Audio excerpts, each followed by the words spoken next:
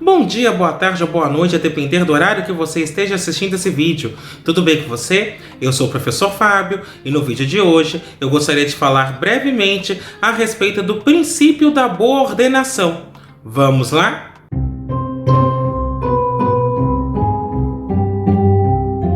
Antes de mais nada, eu vou pedir que você faça o já famoso cucocô, que é curtir, ou seja, deixa o seu like, aproveita e faz isso agora que você já não esquece, comenta, ou seja, utilize a área dos comentários para continuar dialogando comigo, apresentando suas dúvidas, ou mesmo apresentando sugestões de outros assuntos que você gostaria que fossem abordados neste canal, e, caso você goste desse vídeo, compartilhe com seus amigos, compartilhe com seus contatos, compartilhe com aquele seu amigo que queira aprender um pouco mais de aritmética.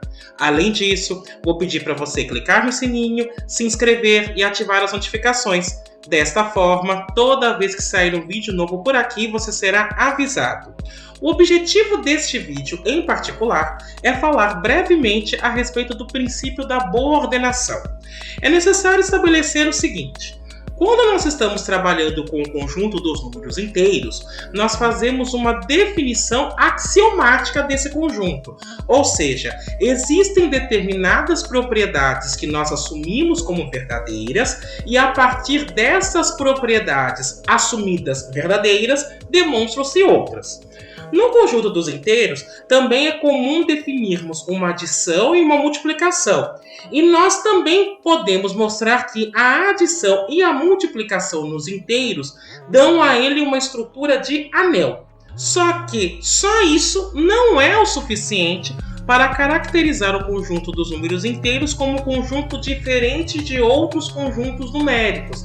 Afinal, é possível definir uma estrutura de anel no conjunto dos racionais, no conjunto dos reais, no conjunto dos complexos, enfim. Então, nesse sentido, é necessário procurarmos alguma outra coisa que permita diferenciar os inteiros dos demais conjuntos. Nesse sentido, o que se faz no primeiro momento é definir uma relação de ordem, que é a relação menor ou igual do que, e uma vez tendo definida essa relação de ordem, aí nós vamos destacar um axioma muito importante, que é o princípio da boa ordenação. E, apesar do princípio da boa ordenação ser muito mais aplicado aos naturais, via de regra, na realidade ele foi concebido para os números inteiros. Portanto, sem mais delongas, passemos então a analisar este princípio. Para nós entendermos primeiro o que é o princípio da boa ordenação, é necessário definir o que é subconjunto limitado inferiormente. Um subconjunto S dos inteiros vai ser limitado inferiormente se existir um elemento C, tal que o C é menor ou igual a x para todo x no conjunto S.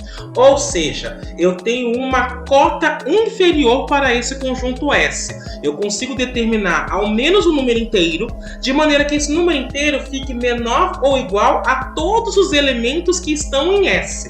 Perceba que, necessariamente, este valor C, este número C, não precisa ser um elemento do conjunto S inicialmente. Quando nós temos essa cota inferior dentro do conjunto, aí nós vamos dizer que esta cota é um menor elemento. Portanto, o menor elemento de um subconjunto S dos inteiros é um elemento A, de maneira que A está no conjunto e A é menor ou igual a x para todo x que está também nesse mesmo conjunto S. Por convenção, nós adotamos que o conjunto vazio é limitado inferiormente, tendo qualquer número inteiro como cota inferior. E o menor elemento de um conjunto é único. Porque veja, imagine que eu esteja num subconjunto S e lá eu encontre dois elementos que são o menor elemento. Eu vou chamar esses elementos de A e A'. Então, pela definição de menor elemento, A é menor ou igual a A' e A' seria menor ou igual a A. Tendo em vista que a relação menor ou igual do que é uma relação antissimétrica, isso implica necessariamente que A é igual a A' e, portanto, aqui estaria garantido a unicidade do menor elemento.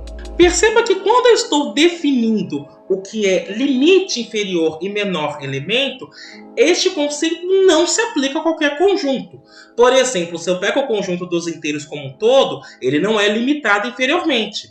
Se eu pego o conjunto menos n, que é formado por todos aqueles elementos inteiros que são menores do que zero, esse conjunto também não é limitado inferiormente.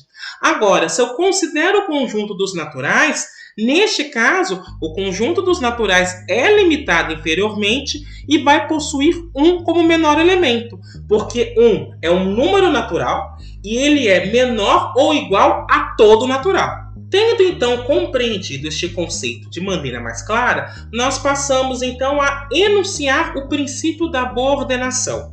O princípio da boa ordenação diz basicamente o seguinte: se S é um subconjunto não vazio dos inteiros e é um conjunto limitado inferiormente, então S possui um menor elemento. Em outras palavras, o princípio da boa ordenação diz o seguinte: todo subconjunto dos inteiros limitado inferiormente possui um menor elemento. E este princípio nós adotamos como axioma.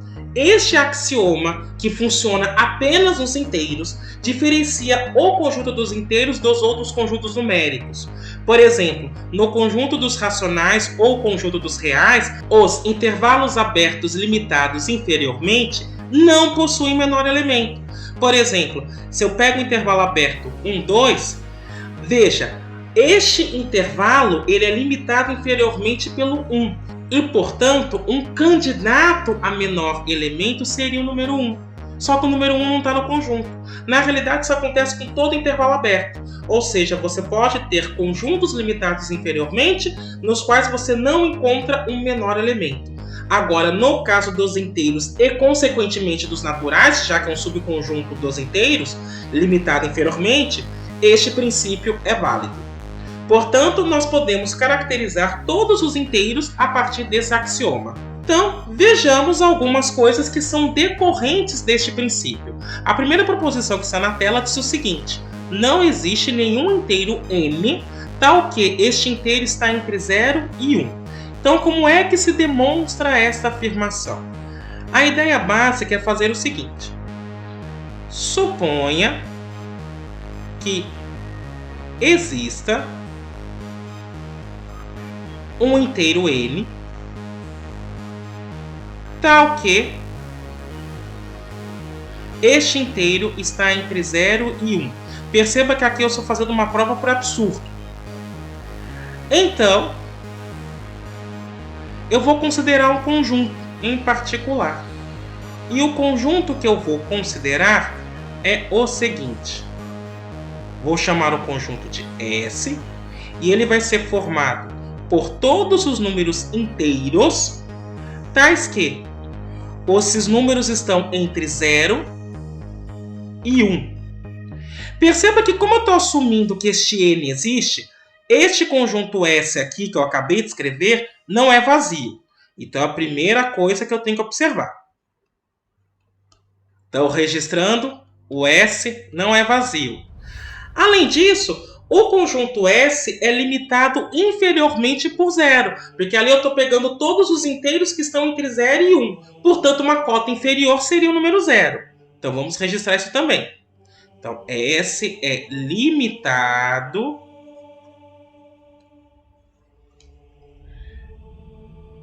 inferiormente. E só para deixar claro por qual valor, é limitado inferiormente por 0. Logo, o princípio da boa ordenação diz que existe um menor elemento. Vou registrar isso agora. Logo, existe um menor elemento de S. Seja, para dar um nome para esse elemento, A tal elemento.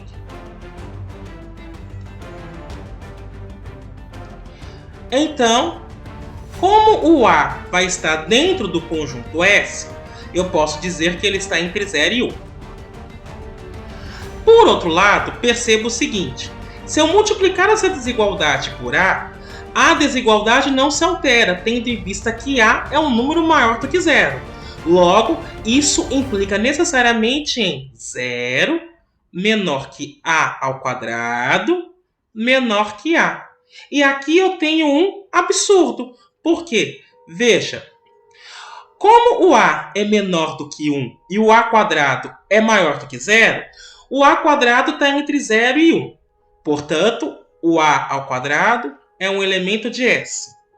E ainda, o A quadrado é menor que este carinha aqui que eu estou dizendo que é o menor elemento. Ou seja, eu especifiquei o menor elemento e mesmo assim eu encontrei alguém menor do que ele ainda. Logo, eu tenho um absurdo. E onde começa este absurdo? No momento que eu supus que existia um número inteiro entre 0 e 1. Portanto, isso encerra a nossa demonstração. Um corolário imediato dessa proposição é o seguinte: dado um número inteiro n qualquer, não existe nenhum inteiro m tal que n é menor que m menor que n mais 1. Ou seja, entre o número e o seu sucessor imediato, não existe nenhum número inteiro entre eles. Como é que se demonstra isso? Novamente, a ideia aqui é utilizar o absurdo. Então, eu vou supor que exista um m inteiro tal que o n é menor do que m e isso é menor do que n mais 1. Então, o que eu vou fazer neste momento é tirar este número n de todos os lados dessa desigualdade. Perceba que a desigualdade não se altera. E, portanto, o que eu teria é 0 menor que m menos n menor do que 1. O que é absurdo, porque m menos n é um número inteiro. E aí é um número inteiro entre 0 e 1. A proposição anterior diz que não existe esse número inteiro que satisfaça isso. Portanto, aqui eu tenho um absurdo. E onde esse absurdo se origina? No momento que eu supus a existência desse m que satisfizesse essa desigualdade. E isto, então, encerra a nossa demonstração. Um segundo corolário que também sai dessa proposição 1 é o seguinte: pegue dois números inteiros. Se o produto deles for igual a 1, então os dois números são iguais e eles ou valem 1 ou ambos valem menos 1. Como é que se demonstra isso? A demonstração não é difícil também e o que a gente vai adotar é o seguinte: a primeira coisa que precisa ser observada é que A vezes B é igual a 1. Este número não é zero. Portanto, o A tem que ser diferente de zero e o B também. Afinal, se um dos dois fosse zero, o produto daria zero.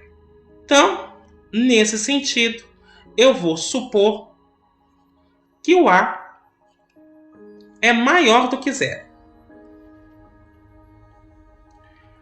Veja, como A vezes B é igual a 1 e 1 é maior do que zero, então eu posso afirmar que o B é maior do que zero. Por quê? Veja, A vezes B está dando um número maior do que zero. Como A é maior do que zero, a única possibilidade de multiplicar um número maior do que zero com outro número inteiro, de maneira que o resultado continue sendo maior do que zero, é se este número B for positivo. Portanto, B tem que ser maior do que zero. Por outro lado, a proposição 1 diz que não existe nenhum número inteiro entre 0 e 1. Como eu estou supondo que A e B são ambos maiores do que 0, então o menor valor possível para A e para B, considerando que eles também são inteiros, é 1. Logo, eu tenho que A é maior ou igual a 1 e B é maior ou igual a 1. Assim, o que eu acabo mostrando é o seguinte: de um lado eu tenho 1 é igual a A vezes B. Como A é maior ou igual a 1, A vezes B é maior ou igual a B, que por sua vez é maior ou igual a 1. E, portanto, isso implica no seguinte: eu tenho que 1 é menor ou igual a B, que por sua vez é menor ou igual a 1. Logo, como B é menor ou igual a 1 e maior ou igual a 1 ao mesmo tempo, a única possibilidade nesse caso é que o B seja igual a 1. Agora, se o B é igual a 1, como A vezes B é igual a 1, então na realidade eu teria A vezes 1 igual a 1. A vezes 1 é igual a A e, portanto, isso leva a também ser igual a 1. Por outro lado, se o A for negativo, então, como AB está dando 1 e 1 é positivo, segue obrigatoriamente que o B também precisa ser negativo. Daí, perceba que A e B ambos são menores do que zero. Portanto, o maior valor possível para esses dois elementos é menos 1, porque entre menos 1 e 0 não existe nenhum número inteiro. Como A é menor que 0 e o B também é menor que 0, então isso me implica necessariamente em que A e B sejam ambos menores ou iguais a menos 1. Mas perceba que essa desigualdade leva ao seguinte: se A é menor ou igual a menos 1, então estou dizendo que menos A é maior ou igual a 1. E, consequentemente, menos B é maior ou igual a 1. Daí, perceba que agora, na hora que eu faço menos A vezes menos B, isso dá A vezes B, que é igual a 1. Portanto, isso implica, olhando a primeira parte da demonstração, que menos A é igual a menos B e ambos precisam ser igual a 1. Agora, multiplicando essa equação por menos 1, isso implica então em A igual a B igual a menos 1. E isso encerra a nossa demonstração. Um terceiro corolário que pode ser demonstrado é esse que está na sua tela. Eu tenho dois números inteiros, agora eu vou supor que o B é diferente de zero. Então, o módulo de A vezes B é maior ou igual ao módulo de A. Como é que se demonstra isso? Então, veja, como B é diferente de zero,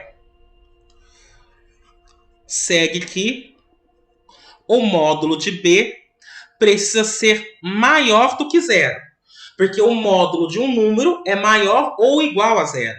Como B é diferente de zero, o módulo de B não é zero. Consequentemente, o módulo de B, então, precisa ser maior do que zero. Agora, B é um número inteiro. O módulo de B continua sendo número inteiro. Número inteiro maior do que zero. Portanto, o que eu posso afirmar num primeiro momento é que o módulo de B, embora eu não saiba qual é o valor, é maior ou igual a 1. Assim, perceba agora que eu tenho o seguinte: módulo de A vezes B é igual a módulo de A vezes o módulo de B. Como o módulo de B é maior ou igual a 1, esse produto fica maior ou igual a módulo de A. E isso então encerra a nossa demonstração. Um quarto corolário que eu irei provar é a propriedade arquimediana. Ele diz o seguinte: sejam A e B dois inteiros com B diferente de zero. Então, existe um número inteiro tal que n vezes B é maior do que A. A demonstração desse corolário também é bastante simples. A ideia básica é pensar no seguinte: como B é diferente de zero, então o módulo de B precisa ser maior do que zero, porque novamente o módulo de um número inteiro ele é maior ou igual a zero. Como eu já estou excluindo a possibilidade desse módulo ser zero, porque o B não é zero, então o módulo de B fica estrito maior do que zero. Agora, o módulo de B também é um inteiro maior que zero. Logo, o que eu posso afirmar a respeito deste módulo é que ele vai ser um número maior ou igual a 1, já que entre 0 e 1 não existe nenhum inteiro. Assim, Perceba agora que eu posso fazer o seguinte. Módulo de A mais 1 vezes o módulo de B, isso fica maior ou igual a módulo de A mais 1, porque o módulo de B é maior ou igual a 1. Então, eu já fiz essa troca na desigualdade. Mas perceba que o módulo de A mais 1 é maior que o módulo de A. E, por fim, de uma das propriedades de módulo, nós devemos lembrar que o módulo de A é sempre o maior ou igual a A. Tendo feito essas observações, aí eu tenho que considerar duas hipóteses. Se B for maior do que 0, eu vou tomar N como sendo módulo de A mais 1. Perceba que N, neste caso, é um número inteiro. Logo, perceba que eu terei o seguinte. Módulo de A mais 1 vezes módulo de B, então vai ficar NB, porque eu estou assumindo que o B é um número maior do que 0. Isso vai ficar maior do que A. E por que eu posso falar isso? Vou voltar uma tela para mostrar uma coisa. Retornando aqui, veja, este elemento é N. Módulo de B é B. Perceba que no meio do caminho eu tenho maior, então eu sempre mantenho o maior nesse caso. Então, N vezes B é maior do que A. É exatamente o que eu tinha escrito há pouquíssimo tempo. Se B for menor do que 0, aí neste caso, nós vamos tomar N como sendo menos o módulo de A mais 1. Logo, perceba que neste caso, quando eu fizer módulo de A mais 1 vezes módulo de B, considerando B negativo, isso vai ser menos módulo de A mais 1 vezes B, porque o módulo de B nesse caso fica menos B. Só coloquei o menos aqui na frente.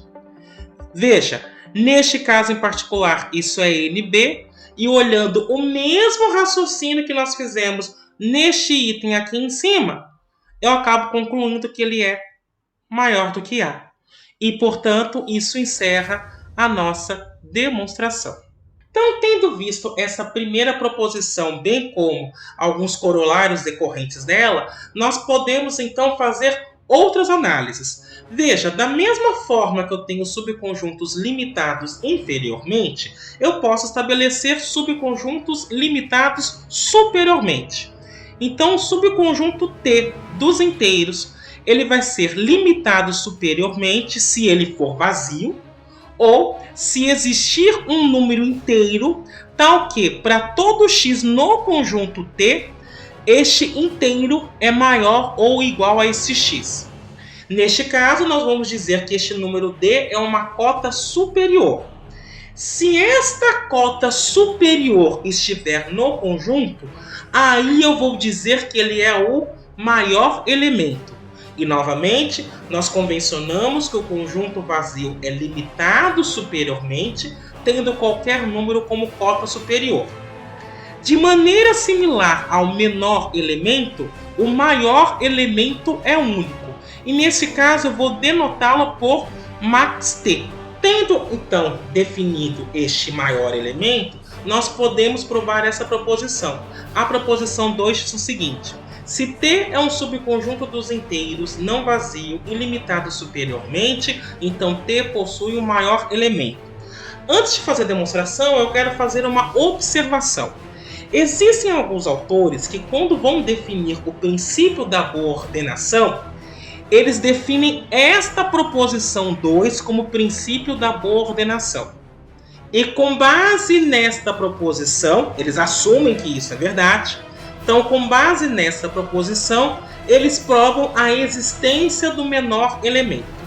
No nosso caso em particular, o princípio da boa ordenação é a existência do menor elemento para um subconjunto limitado inferiormente, e com base neste princípio, a gente demonstra então a existência do maior elemento se eu estiver trabalhando agora com um subconjunto não vazio dos inteiros limitado superiormente. Tendo feito esta consideração, vamos demonstrar essa proposição. Então, a ideia aqui é a seguinte. Eu vou chamar de D uma cota superior de T, que eu sei que existe porque, por hipótese, eu estou assumindo que o T é limitado superiormente. Se é limitado superiormente, tem uma cota superior. Então, estou dando um nome para esta cota. Então, sobra registrar, se é cota superior, todo elemento do conjunto T precisa ser menor ou igual a D. Então, por enquanto, é só isso que está sendo registrado aí. Agora, eu vou considerar um conjunto. E deixe-me registrar quem é esse conjunto.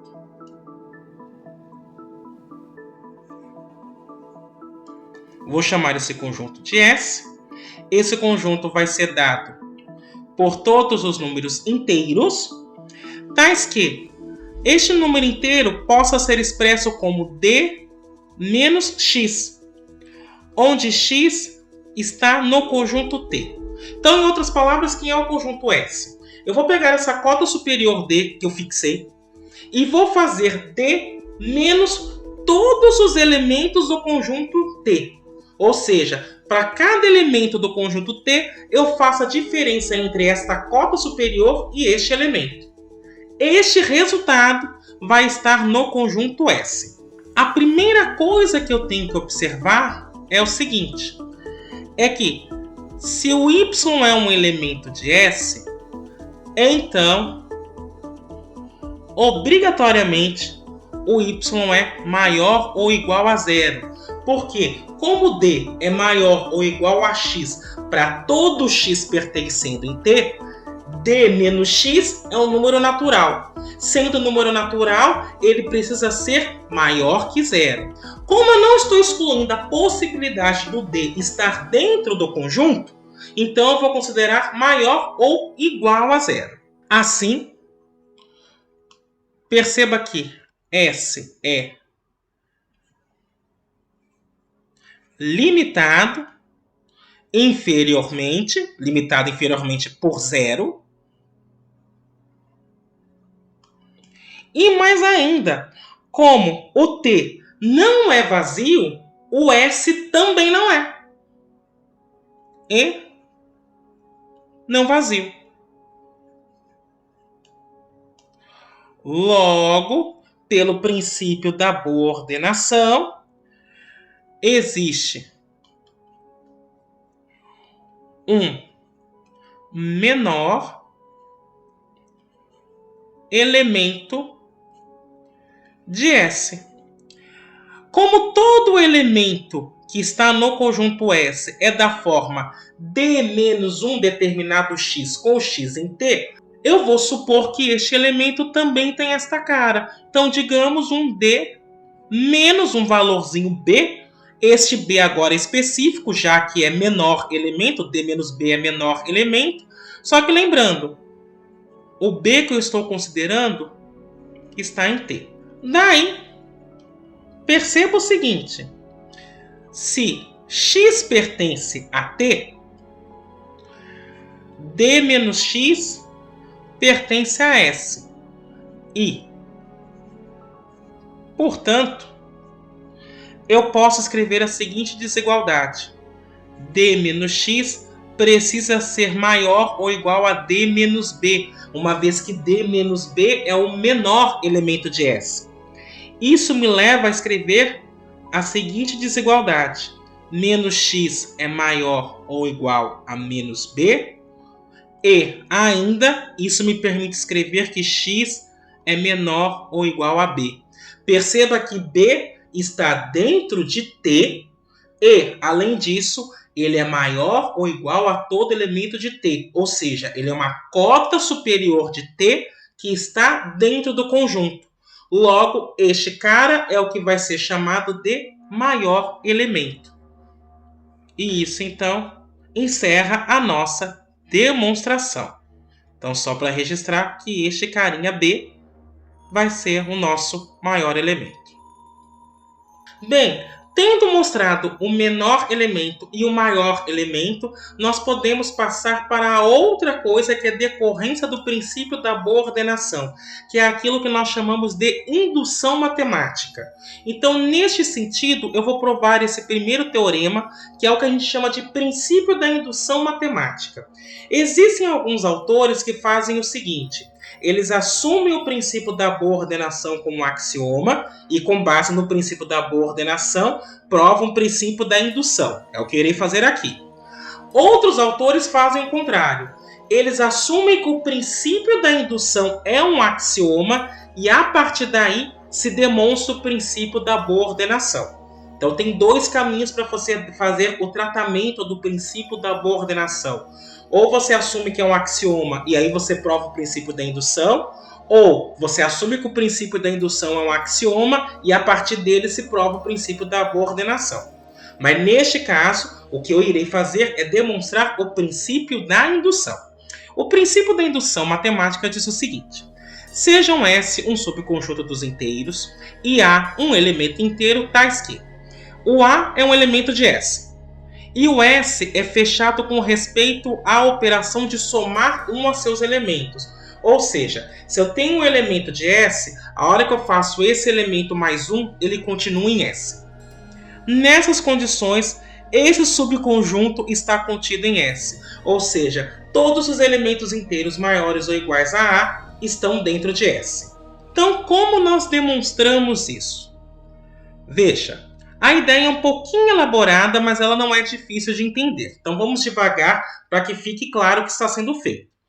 Primeira coisa que eu preciso fazer é o seguinte. Eu vou chamar de S' um conjunto em particular, que seriam todos os x pertencentes aos inteiros, tais que x é maior ou igual a A. O que eu quero mostrar é que esse S' é um subconjunto de S.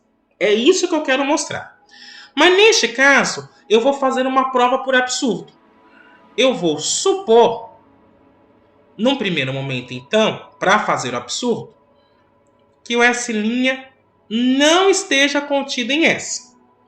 Se isso acontece, então a diferença entre o conjunto S' e o conjunto S é diferente do vazio. O que seria essa diferença? Seriam todos os elementos que estão em S', mas não estão em S. Perceba que, como eu estou dizendo que S' não está contido em S, então existe um elemento que está em S', mas não está em S. Logo, este elemento está neste conjunto. Então, por enquanto, é isso que foi feito. Além disso, perceba que todos os elementos deste conjunto são, a princípio, elementos de S', só que eles têm uma característica especial, que eles não estão em S, mas eles são elementos de S'. Portanto, o que eu posso observar também é que S' menos S está contido em S'. Assim, como S' é limitado inferiormente, ele é limitado inferiormente por A,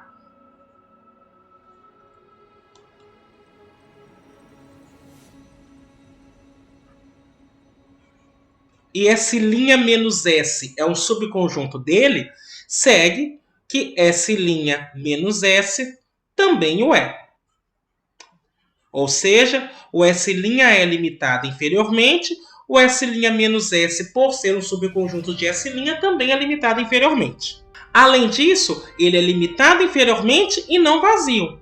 Logo, pelo princípio da boa ordenação, S' menos S possui um menor elemento. E aí eu vou dar um nome então para esse menor elemento. Vou chamar esse elemento de C. Então, seja C tal elemento. Só para que ele tenha um nome. Veja, a primeira coisa que eu quero observar é o seguinte. O elemento C pertence ao conjunto S', porque ele é o menor elemento desse conjunto. Então ele está em S' e ele não está em S. Então, como C pertence a S', mas não pertence a S, o C não pode ser igual a A, porque A está no conjunto S. Então o C não é igual a A. Mas, por outro lado, o C está no conjunto S', e S' é formada por todos os elementos maiores ou iguais a A. Se o C está nesse conjunto e não é igual a A, então o C necessariamente precisa ser maior do que A. Então, registremos isso aqui. Ainda, eu posso fazer duas observações. Primeiro é que C-1 ele pertence a S'. Veja só, S' é o conjunto formado por todos os elementos maiores ou iguais a A. O que a gente mostrou até agora é que o C é maior do que A. Portanto, o antecessor dele ou é o próprio A, ou é maior do que A. Ou seja, C-1 é maior ou igual a A. Portanto, eles têm que estar em S'. A segunda coisa que eu quero observar é que este valor C-1 ele pertence a S. Porque C é o menor elemento de S' menos S. Afinal, pense o seguinte. Se C-1 não estivesse em S, pelo fato dele estar em S', ele seria um elemento de S' que não está em S. Portanto, ele estaria nesse conjunto. E ele seria um elemento menor do que o menor elemento desse conjunto. E aqui eu teria um absurdo. Logo, a única possibilidade é que C-1 é um elemento do conjunto S. E, portanto, ele não está neste conjunto. Porém, da hipótese sobre S, nós temos o seguinte: o conjunto S é fechado em relação à operação somar 1, ou seja, eu pego um elemento de S e somo 1, o resultado continua em S. E aí perceba o seguinte: C-1 está em S. Então, se eu somo 1 a este elemento, o resultado continua em S. E isso me leva no seguinte implicação. C-1 mais 1, isso dá o próprio C. E, portanto, C estaria em S. O que é absurdo. E qual seria o absurdo aqui? Veja, se o C é o menor elemento deste conjunto, então C está em S' e não está em S. E aqui eu acabei de afirmar que ele está em S. Um elemento não pode estar dentro e fora de um conjunto ao mesmo tempo. Portanto, eu tenho um absurdo. E onde este absurdo começou? No momento que eu supus que S' não estava contido em S. Portanto, S' está contido em S. E isso encerra a nossa demonstração. Tendo então demonstrado o princípio da indução, nós vamos verificar como é que nós utilizamos este princípio como ferramenta para demonstrar fatos matemáticos. Só que para isso, nós precisamos compreender no primeiro momento o que é uma sentença matemática. Em particular, eu vou tratar de sentenças abertas. Então, uma sentença aberta em N é uma frase de conteúdo matemático, onde figura a letra N como palavra, e esta sentença se torna verdadeira ou falsa quando N é substituído por um número inteiro bem determinado. Por exemplo, se eu escrevo aqui N mais 1 igual a 8, essa expressão é uma sentença aberta. Dependendo do valor de N que eu substitua, ela se torna verdadeira ou se torna falsa. Por exemplo, se eu substituir o N por 7, ela fica verdadeira. Se eu substituir por 5, ela se torna falsa. Mas num primeiro momento, uma sentença aberta é uma frase no qual eu vou utilizar a letra N como se fosse uma incógnita ou uma indeterminada. Tendo definido isso, aí nós vamos mostrar neste momento como é que utilizamos a indução matemática. E para isso nós vamos demonstrar esse segundo teorema, que no fundo é a forma pela qual nós utilizamos a indução matemática para uma demonstração. O teorema 2 diz o seguinte: seja A um número inteiro e Pn uma sentença aberta em N. Eu vou supor que a P de A é verdadeiro e que para todo N maior ou igual a implicação Pn implicando em Pn mais 1 também seja verdadeira. Então eu vou repetir a ideia. Eu vou pegar um número inteiro e vou pegar uma sentença aberta numa variável N. Eu vou supor que, na hora que eu substituo esse N por A frase se torna verdadeira. E a segunda coisa que eu vou também supor, que para todo N maior ou igual a A, quando eu pego Pn, ele necessariamente vai me implicar em P de N mais 1. Ou seja, que esta implicação também é verdadeira. Então, a sentença aberta vai se tornar verdadeira para todo N maior ou igual a A.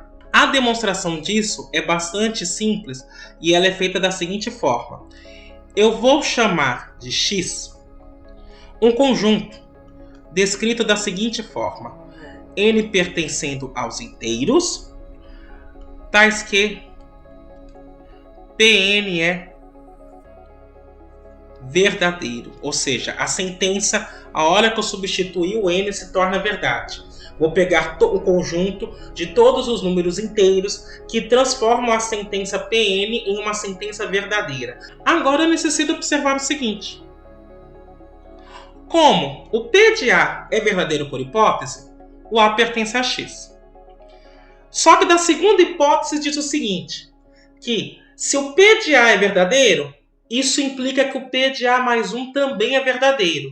Então, se o A pertence a X, eu posso escrever que o A mais 1 também pertence a esse conjunto X. Então perceba que agora eu estou com um conjunto no qual o A está dentro do conjunto X e eu também estou mostrando que P de N implicando em P de N mais 1 é verdadeiro para todo N maior ou igual a A.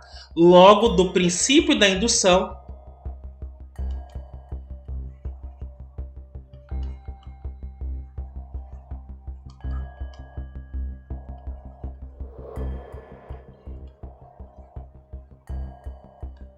o que eu tenho é que este conjunto de todos os números inteiros maiores ou iguais a A, esse conjunto na realidade está contido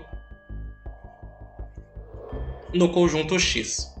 E isso então encerra esta demonstração. Perceba que até o presente momento o que nós fizemos foi o seguinte. Nós definimos o princípio da boa ordenação, vimos algumas propriedades, falamos de menor elemento e maior elemento. Com o princípio da boa ordenação, demonstrou-se o princípio da indução matemática, e aí, com base nesse princípio, demonstrou-se o resultado que exemplifica como nós podemos utilizar esse princípio como ferramenta de demonstração de fatos matemáticos. Para deixar mais claro o que é que eu estou querendo dizer com isso tudo, é necessário reparar o seguinte. Quando eu estou falando em indução matemática, tem uma diferença entre indução matemática e indução empírica. Veja, quando a gente está falando de indução empírica, é uma formulação de uma lei geral a partir de um número finito de elementos. Então eu tenho uma sentença aberta, aí eu começo a avaliar o P de 1, o P de 2 e assim por diante. E aí eu faço isso uma quantidade finita de vezes e identifico um padrão. A partir desse padrão, eu generalizo para todos o conjunto dos números naturais, por exemplo. A indução matemática, por sua vez, é a demonstração de uma propriedade válida para um subconjunto infinito dos inteiros. Então, em outras palavras, o que eu tenho é o seguinte: indução empírica. Eu pego uma sentença e substituo. 1, 2, 3, uma quantidade de vezes e percebo que parece que há um determinado padrão. Aí eu vou dizer, então no caso geral, a lei é esta. No caso da indução matemática, é quando eu demonstro uma propriedade voltada para um subconjunto infinito dos inteiros. Essa é a diferença. Para ficar mais clara, indução empírica é o que chamamos, em certa medida, de indução galinácea. Este termo, indução galinácea, foi criado pelo filósofo Bertrand Russell. E aí, a história que ele contou foi a seguinte. Você tinha lá um quintal. Uma galinha mudou para aquele quintal. Uma senhora ia lá e alimentava a galinha todo santo dia. No primeiro dia, a galinha, desconfiada, viu a mulher jogando lá o milho e esperou ela ficar bem longe para ir comer. No segundo dia, a mulher foi lá alimentar no mesmo horário a galinha. Ela esperou ela ficar longe novamente e foi comer. E durante alguns dias ela fez isso. Só que, com o passar do tempo, lá no dia 15, dia 20, por exemplo, a galinha, já percebendo que a mulher só ia jogar comida, ela esperava a mulher se afastar cada vez menos. E aí, lá pelo dia 90, a dona do quintal chegava, jogava o milho, a galinha nem esperava ela se afastar. Já chegava e começava a comer. No dia 100, a mulher estava chegando e a galinha foi buscar o seu alimento. Aí a dona do quintal pegou a galinha pelo pescoço e fez uma canja com ela. Ou seja, não é porque algo se repete de maneira contínua durante uma grande quantidade de passos que necessariamente isso precisa ser verdade. É o que a gente chama hoje de indução galinácea. Para ficar claro qual seria a diferença desta indução galinácea ou empírica e a indução matemática, vamos analisar um exemplo. Este exemplo, em particular, ilustra o primeiro registro da utilização do princípio de indução, feita pelo matemático e astrônomo italiano Francesco Mauro Lico em 1575. A imagem dele está na tela. O problema é identificar uma fórmula para a soma dos n primeiros números ímpares. Então vamos resolver este problema. O que eu poderia pensar? Veja, eu vou chamar de Sn a soma dos n primeiros números ímpares. Então quem seria S1? S1 seria 1. Quem seria S2? 1 mais 3, que são os dois primeiros ímpares. 4. Quem seria S3? 1 mais 3 mais 5, que dá 9. E perceba que aqui eu estou somando os primeiros ímpares positivos. Quem seria S4? 1 mais 3 mais 5 mais 7. E isso daria 16. Aí perceba, quando é 1, deu 1. Quando foi somar os dois, deu 4, que é 2 ao quadrado. Quando era para somar os 3 primeiros, deu 9, que é 3 ao quadrado. Quando era para somar os 4 primeiros, deu 16, que é 4 ao quadrado. Então a indução empírica diria o seguinte: a soma dos n primeiros ímpares é n elevado ao quadrado. E pronto. Contudo, é necessário verificar dentro da matemática se de fato essa afirmação faz sentido. Então é aqui que entra a ideia de indução matemática. Então como é que a gente utiliza indução? Vamos demonstrar este fato. Veja, eu vou chamar de Pn, a minha sentença aberta, o seguinte: Sn é igual a n quadrado. Está aqui a minha sentença aberta. A primeira coisa que eu quero observar: se eu substituo o n por 1, S1 dá 1, que é 1 ao quadrado. Logo, quando eu pego P de 1, isso é uma sentença verdadeira. Agora, eu vou supor que exista um N natural, tal que P de N é verdadeiro.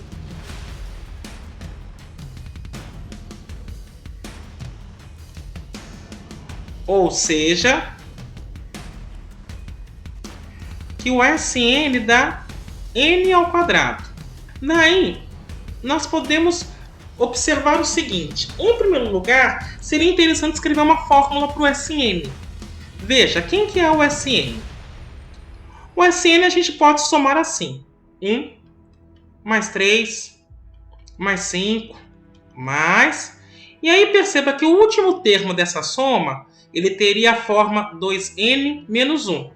Veja, se aqui é 1, aqui eu teria 2 vezes 1 menos 1. 1. Se aqui é 2, 2 vezes 2, 4, menos 1, 3. Seria o segundo ímpar. Se aqui é 3, 2 vezes 3, 6. Menos 1, 5. É o terceiro ímpar. E assim por diante. Logo, quando a gente considera o Sn mais 1, isso seria a soma dos n primeiros ímpares mais o próximo. Neste caso, ficaria 2 vezes n mais 1 menos 1. Agora, na hipótese de indução, a soma dos n primeiros ímpares é n quadrado. Mais 2 vezes n mais 2 menos 1. Isso ficaria, então, n quadrado mais 2n mais 1. E, por sua vez, isso é n mais 1 ao quadrado. Ou seja, P de n mais 1 é verdadeiro. E isso, então, encerra a indução e me permite generalizar a afirmação. Portanto, a soma dos n primeiros ímpares é n ao quadrado. Então, perceba que para usar a indução matemática, o que você precisa fazer basicamente é o seguinte. Você tem que provar que a sua sentença aberta é verdadeira para um determinado número, que seria o pontapé inicial da indução. E aí você supõe que seja verdadeira para um n natural, um n maior ou igual a este número inicial. Perceba que eu fiz n para os naturais porque o meu passo inicial foi p de 1. Se fosse p de 2, eu escreveria para n maior ou igual a 2. E aí eu vou supor que é verdadeira p de n e em seguida mostrar que vale para n mais 1. Um segundo exemplo, para que a gente entenda melhor como utilizar esse princípio para demonstrar, é a determinação de uma fórmula para a soma dos n primeiros números naturais, ou seja, 1 mais 2 mais 3 mais 4 e assim por diante. Nós vamos encontrar uma fórmula para isso. Antes de mostrar qual é a fórmula, é necessário fazer uma contextualização histórica, porque este, na realidade, é um problema clássico registrado historicamente na matemática. Esse problema apareceu, segundo os historiadores, na aula de Carl Friedrich Gauss, que é um dos matemáticos mais importantes de toda a história da matemática. Então, Gauss, quando era criança, ele tinha 9 anos, e na sala de aula dele estava um tanto quanto tumultuada. O que se conta é que o professor pediu para que eles fizessem a soma de 1 até 100. Então, para que a turma fizesse isso. Segundo a história, Gauss deu o resultado desta soma em pouquíssimo tempo. E basicamente o que ele fez? Veja, se Sn é a soma dos n primeiros naturais agora, ele disse o seguinte, só para registrar o que nós vamos calcular,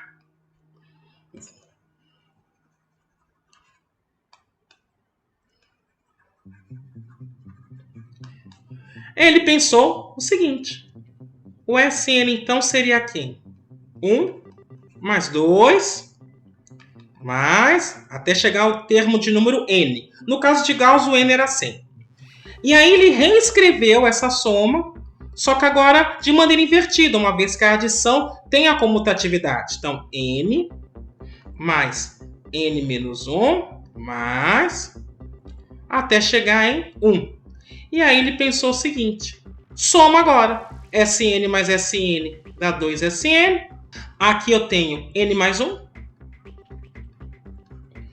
2 mais n menos 1, n mais 1.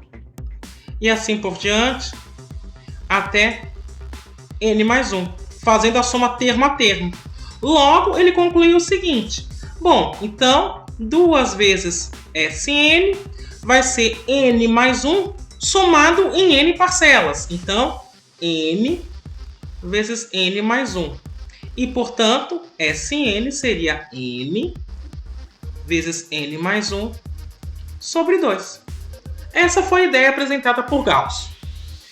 Veja, um grande problema aqui é que, se você for utilizar o rigor matemático, você precisa entender o que significam essas reticências. Será que, na realidade, quando você está fazendo essa soma termo a termo, é exatamente isso que acontece nessas reticências?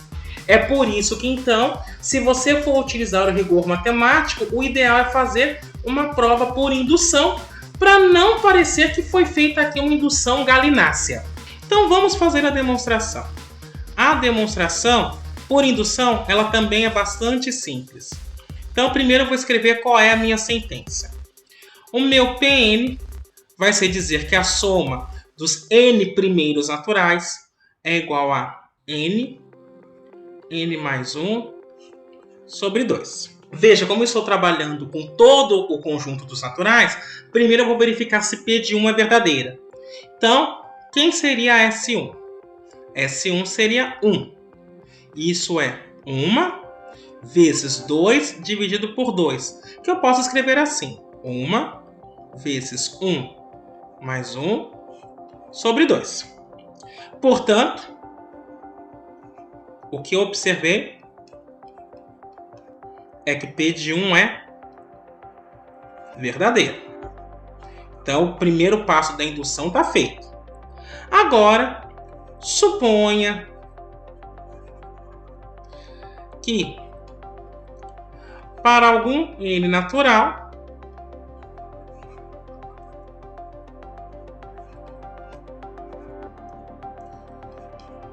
P de n é verdadeiro. Ou seja, para algum número natural, eu estou supondo que a soma dos n primeiros naturais seja da forma n vezes n mais 1 sobre 2. Eu tenho que mostrar agora que se eu fizer a soma com os n mais 1 primeiros naturais, eu encontro uma fórmula semelhante, só que adaptada para n mais 1 agora. Daí, perceba o seguinte. Se eu faço a soma agora dos n mais 1 primeiros naturais, isso é a soma dos n primeiros naturais, mais o próximo natural, que é n mais 1. Por hipótese de indução, isso vai ficar n vezes n mais 1 sobre 2, mais n mais 1. E, portanto, eu posso escrever da seguinte forma. N vezes n mais 1, mais 2 vezes n mais 1 sobre 2. Aqui eu estou fazendo a soma de fração. E colocando o n mais 1 em evidência, eu teria n mais 1 vezes n mais 2 sobre 2. E por excesso, só para mostrar que de fato eu encontro a mesma fórmula, só que agora substituindo o n por n mais 1, eu teria n mais 1 vezes n mais 1 mais 1 sobre 2. Logo, a sentença aplicada em n mais 1 é verdadeira. E isso, então, encerra a indução. Por fim, um último resultado que eu desejo demonstrar é o que nós chamamos de segundo princípio de indução ou princípio da indução completa. Basicamente, o que ele diz é o seguinte. Eu vou pegar uma sentença aberta, tal que P aplicado no determinado número A, este A eu estou considerando o número inteiro, é verdadeira. E para todo N, P de A mais 1, até Pn, isso junto implica em Pn mais 1. Então, P de n é verdadeiro para todo n maior ou igual a A. Qual que é a diferença desse princípio para o que a gente tem feito? O primeiro princípio de indução, ou princípio de indução fraca, como alguns autores chamam, diz o seguinte: eu tenho uma sentença, eu verifico que ela vale para um determinado número, e aí eu vou supor que vale para um n maior ou igual a este número e mostro que vale para o próximo. Está demonstrado. Esse é chamado forte porque o começo é o mesmo. Eu verifico que vale para um determinado número, e aí eu vou supor que também valha para um n maior ou igual a este número, mas não valha somente para este n. Eu vou supor que valha para todos os números entre esse número inicial e n. Ou seja, se eu suponho que vale para um valor A, eu vou supor que valha não somente para um n maior ou igual a A. Eu vou supor que valha para este n, mas também vai valer para A mais 1, para A mais 2, até chegar neste valor n. Valendo para esse conjunto de números, aí eu mostro que vale para n mais 1. Se eu conseguir isso, eu também, então, terei demonstrado que a proposição é verdadeira para todo n maior ou igual a A. A diferença é que, na hipótese de indução, eu estou assumindo que a proposição, ou que a sentença, é verdadeira para um grupo maior de números. Essa é a diferença. Como se demonstra isso, então? A demonstração é feita da seguinte forma. Eu vou considerar um conjunto. Então, eu vou considerar o seguinte conjunto. Deixe-me registrá-lo aqui chamando de x. Ele vai ser composto por todos os números inteiros pertencendo ao conjunto A mais n. E aí eu já explico o que é esse A mais n. De maneira que a P de n é verdadeiro. Esse A mais n, na realidade, são A mais um número natural. Então, A mais 1, A mais 2, A mais 3 e assim por diante. Então, vou supor, por absurdo,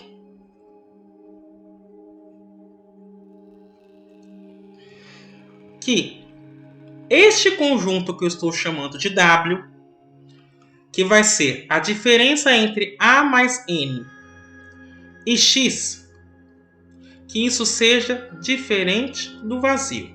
Ou seja, vou considerar o conjunto W pegando todos os elementos que estão em A mais n, mas não estão em x. Eu vou supor que de fato tem um elemento que está nesse conjunto, mas não está em x. Portanto, eu teria um elemento da forma A mais 1, A mais 2, A mais alguma coisa, que de fato, na hora que eu substituísse a sentença nele, o resultado seria equivocado, seria errôneo. Veja, então, voltando aqui para o conjunto W, vou supor que esse conjunto é diferente do vazio. Perceba o seguinte, A mais n, ele sempre vai ter uma cara do tipo A mais alguma coisa. E perceba que este conjunto é formado pelos A mais um número natural que não estão em x. Mas A mais um número natural é sempre maior do que A. Portanto, eu posso dizer que W é limitado inferiormente por A.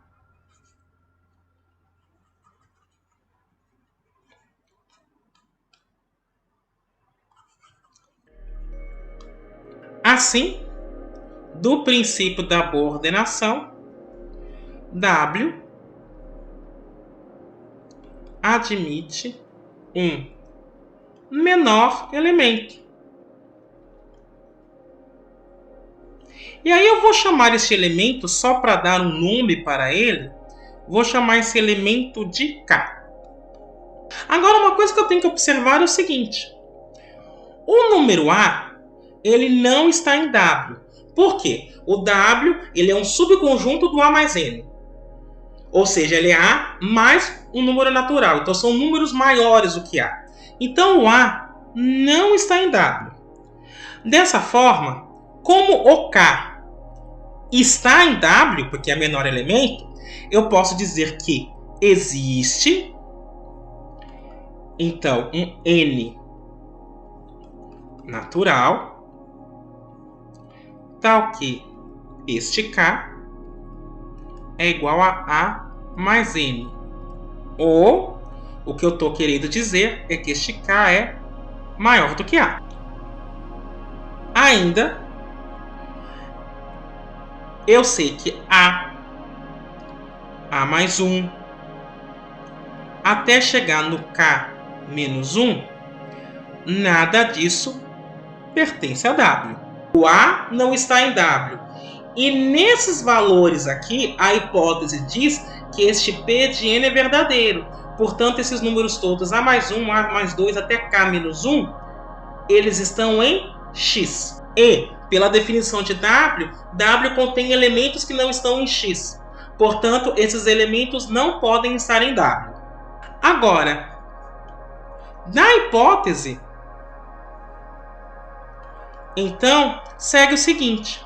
Veja, eu estou considerando que A mais 1, A mais 2, até K menos 1, tudo isso então está dentro de X. Ou seja, a sentença nesses valores é verdadeira. Ela não é falsa, ela é verdadeira. Então, na hipótese, o que nós temos é que, se eu faço K menos 1 mais 1, isso pertence também ao conjunto X. Ou seja, eu estou concluindo que K pertence ao conjunto X, o que é absurdo. E aí, onde está o absurdo? O absurdo está no momento que eu supus que o W não era diferente do vazio. Ou seja, o W é vazio, ou, neste caso, eu estou querendo dizer que A mais N é igual a X. O que significa dizer, então, que a sentença é verdadeira para todos os valores maiores ou iguais a A. E isso, então, encerra a nossa demonstração. Bem, era isso que eu gostaria de discutir com você hoje. Espero que tenha sido bastante proveitoso. Eu me despeço por aqui. Até a próxima!